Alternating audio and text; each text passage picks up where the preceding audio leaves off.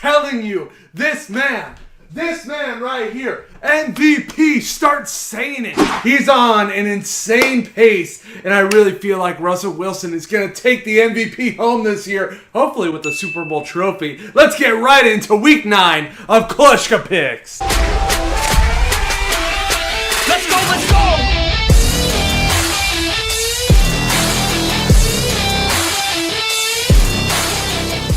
Has anybody else been getting bit up by all these bugs right now? Like, I have them on my face. I don't know if you guys can see. There's one right here. But I'm getting bit up the ass, and it is so annoying. I honestly think I have at least 20 bug bites all over my whole body. And I have the name of my dog from Among Us. I told you the top comment would be the name for that dog. And here it is.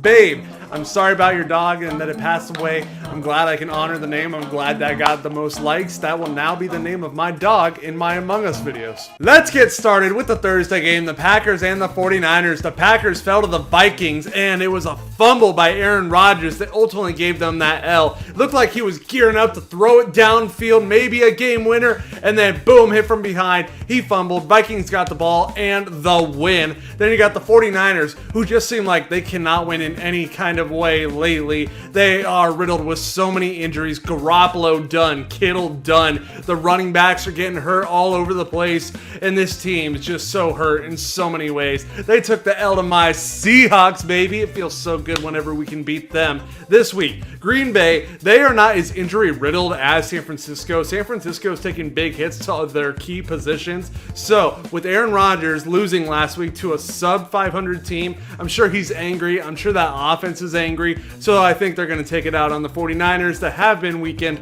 and I think the Packers will win 30-17. Seahawks and Bills. I already talked about my Seahawks a little bit before we got to this game. Russell Wilson continuing to look like an MVP, and DK Metcalf is an absolute monster. That guy could be one of the best receivers in the NFL right now. If you ask me, I think so. I definitely think so. The Bills snuck away with a victory against the Patriots. They were trying to come back. Cam Newton was running. They could have tied the game, and he fumbled. It got punched out, and the Bills won. This week, the Bills have looked so kind of just meh offensively in the past couple weeks. It started off really good with Josh Allen looking like an MVP, but not in the most recent weeks. Russell Wilson and the offense have looked like MVPs throughout the whole season, so give me a high-scoring game for the Seahawks, but let the defense give up, a good amount of points as well. I think the Seahawks win 34-24. Ravens and Colts. The Ravens played their division rival Steelers, their biggest rival, and they lost. The Ravens tried to win the game by coming back, but Lamar Jackson could not complete the throw on 4th down. The Colts and their defense were absolutely amazing, like they have been all season.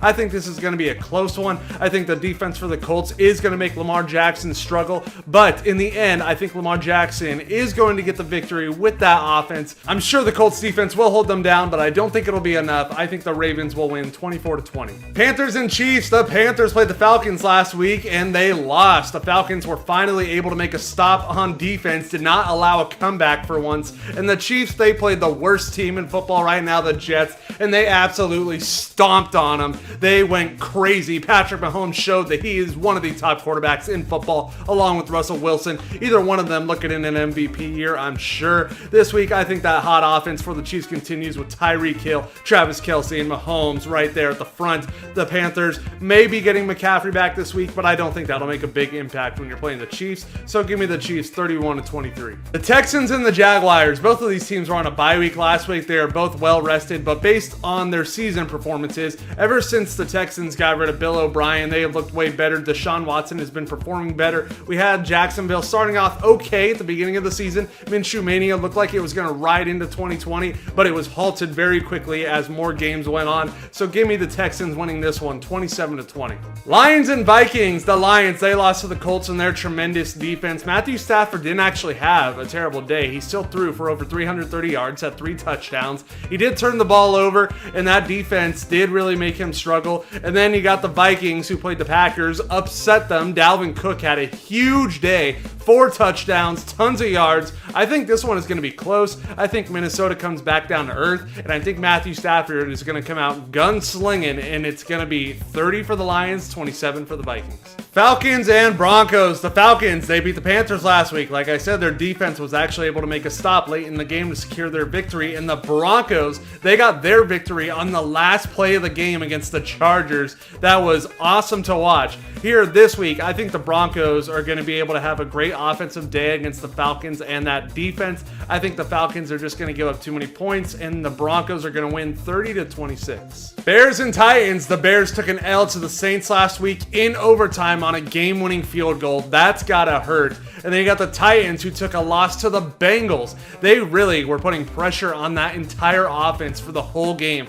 Ryan Tannehill never really got it going, and Derrick Henry still had a good game, but you know, we've seen Derrick Henry have a lot better. I think the defense is really going to come out for both teams this week. I think the Bears are going to put pressure on Tannehill again. It seems like when there's even a moderate to above average defense playing Tannehill, it looks like he struggles. So I think that's going to continue this week. The Bears, who I'm really not sure about them. Sometimes their offense looks good, and then sometimes it looks like absolute garbage. So it's really hard to tell, but I think the Titans have enough weapons and have enough talent on this team to be able to be better than the Bears defense and win 24-20.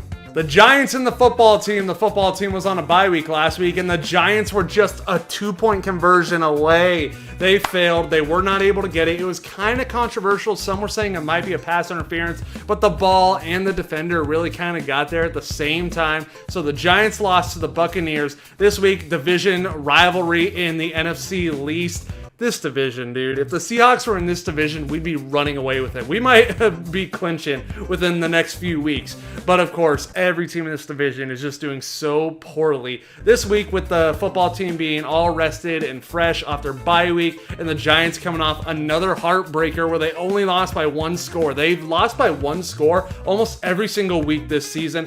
I think they are going to be so much less confident than all the previous weeks, and I think the football team is going to be able to beat them riding off that loss. 24-17. Raiders and Chargers. The Raiders got a win over the Browns last week in a very windy game. That game had so much wind. That's why it was so low scoring. Then you had the Chargers, who lost on that final play by the Broncos. I think the Chargers and the Raiders are going to have a shootout in this game. I think these offenses have good weapons, and I think these are both young teams that are really just trying to find their way for the future. I think Justin Herbert is looking real good this season, and he has a great leader in Keenan Allen to lead him along the way. And I think they have the better offense over the Raiders. Therefore, I'm going to pick them in what I think will be a shootout, 31-27. Steelers and Cowboys. The Steelers got a win over their biggest rival, the Ravens. Ben Roethlisberger was able to throw a game-winning touchdown, and the defense was able to stop the Ravens from coming back.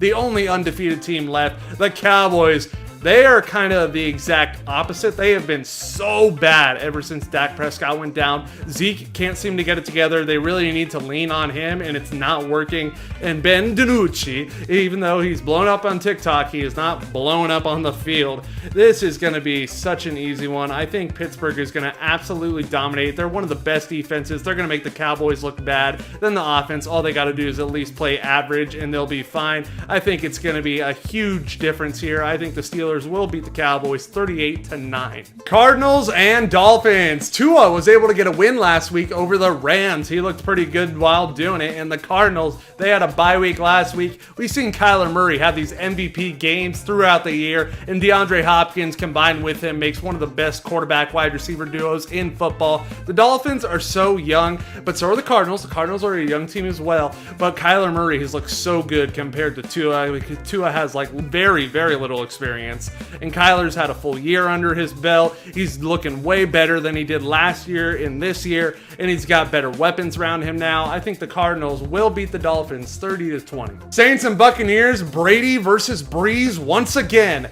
Drew Brees and the Saints, they got an overtime victory over the Bears that got that game-winning field goal. And the Buccaneers, honestly, looked like they were going to lose against the Giants. They did not have it in the first half. Then it became their half in the second half. And then the Giants seemed like they were going to come back, and they did not. The Buccaneers were able to get the win. These teams, division rivals, both got veteran elite quarterbacks. I think it's going to be very close. They both have tremendous weapons. Mike Evans, I'm not even sure what's going on with Michael Thomas at this point. Alvin Alvin Kamara, Rob Gronkowski. They do get Antonio Brown in this week, the Buccaneers. We'll see how much that impacts their team for the better or for the worse. You never know with Antonio Brown. Like I said, I think it'll be close, but I think Drew Brees and the Saints have the better chemistry and will be able to beat the Buccaneers 27-23. Patriots and Jets. The Patriots lost to the Bills last week thanks to Cam Newton fumbling, and the Jets, they lost again. Are we shocked? No, we are not. This might be the 1 week the Jets have to get a win. The Patriots have been struggling so much in the past couple weeks, and if that continues, it could mean victory for New York, but honestly, I don't think it will. I think this is the week where the Patriots turn their game around. Cam Newton struggles maybe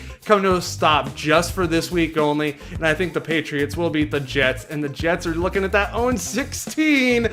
I think the Patriots beat them 20-17. All right, Kleschka crew, if you made it to the end of this video, then I want you to comment down below who you think the biggest performer from week 8 was. Like the video, subscribe, tell your mom, your dad, your grandma, grandpa, your pets, your friends, your aunt, your uncle, your brother, your sister, everybody you know. I got this, and I will see you next time.